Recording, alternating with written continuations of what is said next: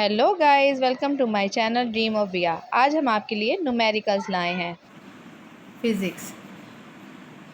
आज हम इसके न्यूमेरिकल्स करेंगे। पहले है न्यूमेरिकल नंबर 1। इसमें देखिए फोर्स उन्होंने हमें दी है 20 न्यूटन और एक्सेलेरेशन है हमारा 2 मीटर पर सेकंड स्क्वायर। हमने क्या मालूम करना है? मास मालूम करना है। क्या मालूम करना है? मास। तो हमारे पास फार्मूला क्या है? फार्मूला है हमारे पास F=ma। यहाँ से आपने जो चीज़ मालूम करनी है उसको अलहदा कर लें, F/a हो जाएगा। अब इसमें क्या है? फोर्स 20 न्यूटन और नीचे क्या है? एक्सेलेरेशन लिख लें 2 मीटर पर सेकंड स्क्वायर। तो इनको आप सॉल्व करें तो आपके पास आंसर आ जाएगा। तो ये आ गया 10 जो कि क्या है? न्यूटन मीटर पर सेकंड स्क्वायर, यानी कि बराबर है किलोग्राम। मास बराबर है 10 किलोग्राम। ये हमारा आंसर आ गया। ये हमारा पहला क्वेश्चन हल हो गया। इसके बाद है न्यूमेरिकल नंबर 3.2। इसमें देखिए उसने वेट दिया है 147 न्यूटन वेट है और जी की वैल्यू आपको पता है फिक्स्ड है 10 मीटर पर सेकंड स्क्वायर। और वेट का फार्मूला क्या है? हमने क्या मालूम करना है? मास मालूम करना है। इसमें भी मास मालूम करना है। जब वेट दिया हो तो फिर आपने फार्मूला ये वाला लिखना है mg। ये फार्मूला है हमारा। अब इसमें आपने क्योंकि मास मालूम करना है, मास को आप एक साइड पे कर लें, W/g। W की वैल्यू है 147, G है 10। तो अब आप इसको कैलकुलेट करें, हमारे पास आ जाएगा 14.7 किलोग्राम। ये हमारा आ गया मास। तो ये हमारा एक दूसरा न्यूमेरिकल भी सॉल्व हो गया। नेक्स्ट है हम थर्ड एग्जाम्पल करेंगे, थर्ड न्यूमेरिकल 3.3। इसमें हमें दिया हुआ है मास 10 किलोग्राम।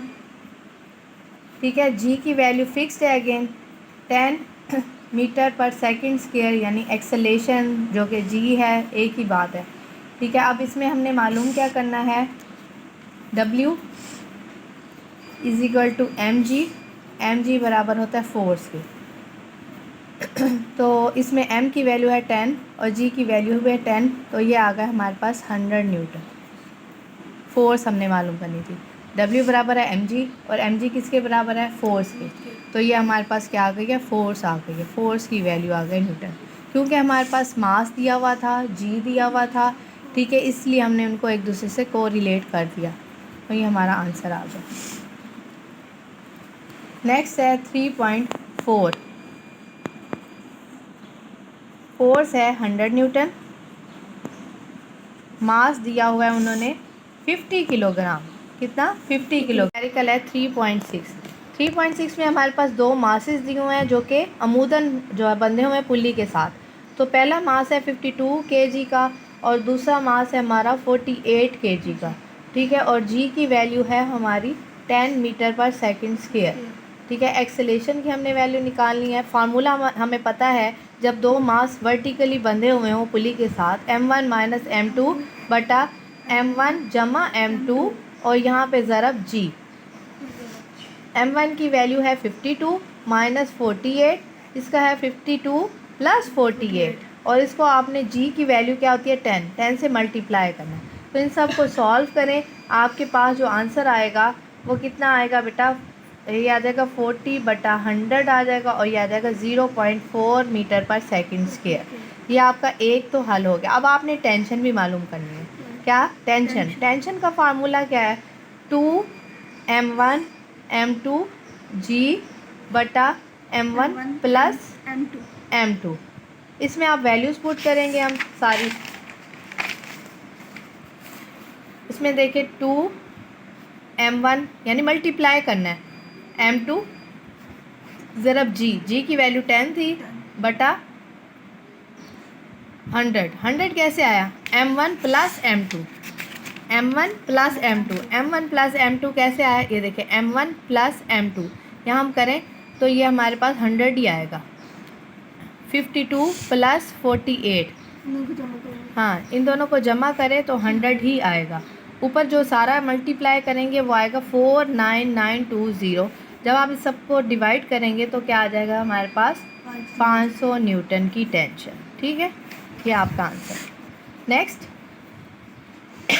3.7 न्यूमेरिकल है हमारा। इसमें दो मास बंधे हुए हैं और ये मास जो है आपने ये देखना है मुंसलिक है। अब ये दूसरा केस है कि एक बॉडी जो है वो वर्टिकल है और एक क्या है हॉरिजॉन्टल है, तो इसके लिए हमारा फार्मूला भी चेंज होगा। जो हमने दो केसेस पढ़े थे उनके फार्मूले M1 M2 लिखे, आप सबसे पहले डाटा लिखे।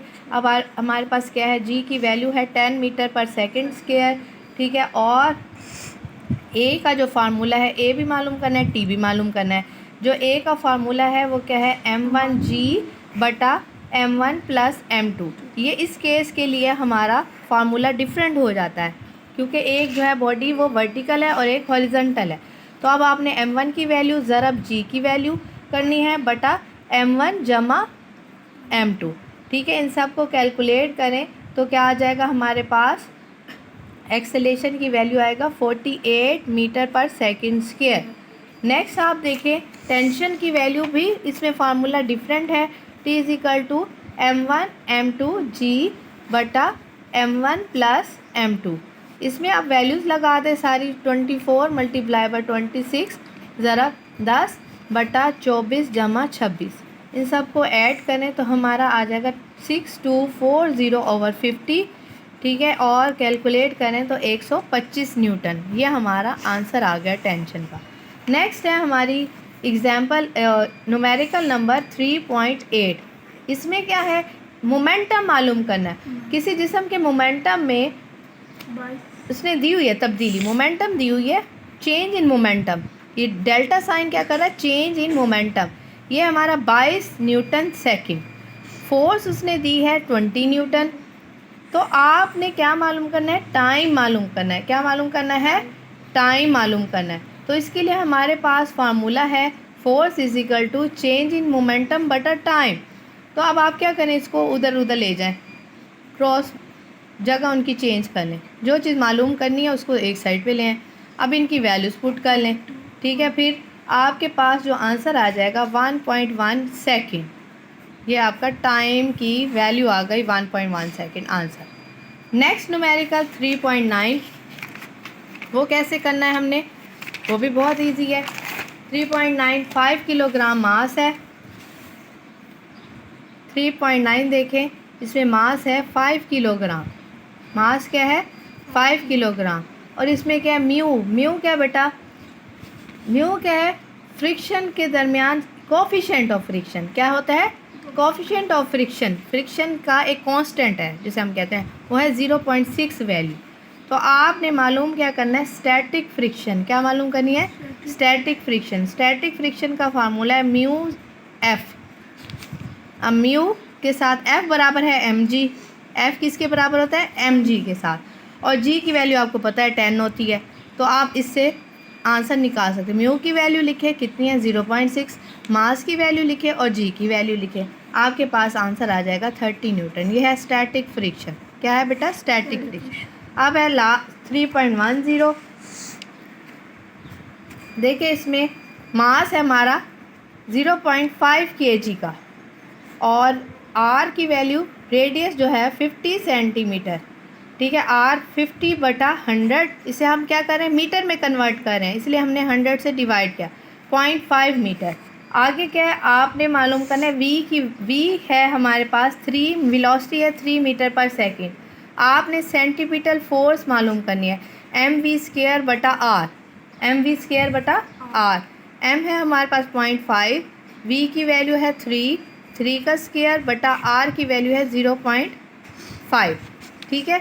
अब आप करें, इन सब को कैलकुलेट करें तो हमारे पास जो सेंटीपिटल फोर्स है, सेंटीपिटल फोर्स वो फोर्स होती है जो किसी चीज़ को दायरे में घुमाती है। जैसे कि आप वॉशिंग मशीन में कपड़े डालते हैं तो वो कैसे गोल गोल चक्कर खाते हैं एक ही महवर के गिर्द, तो वो सेंटीपिटल फोर्स है। FC क्या होती है, सेंटीपिटल फोर्स। इसको कैलकुलेट करेंगे तो हमारा आंसर आ जाएगा 9 न्यूटन। तो ये हमारे इस चैप्टर के न्यूमेरिकल ख़त्म हो गए।